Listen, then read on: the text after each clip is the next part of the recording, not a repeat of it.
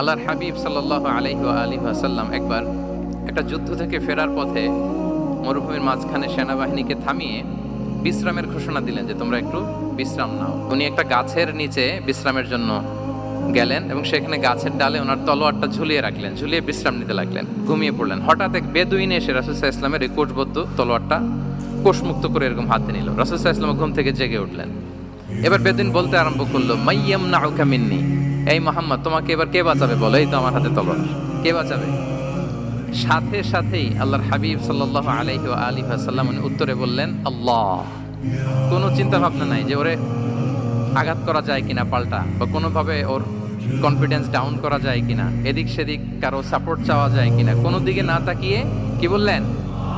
আল্লাহ। সব সময় তিনি আল্লাহ কেন্দ্রিক ছিলেন। এটাকে বলে গড সেন্ট্রিক মাইন্ডসেট। যে কোনো পরিস্থিতিতে তিনি আল্লাহ যে আমার সাথে আছেন এটা কল্পনা করতেন।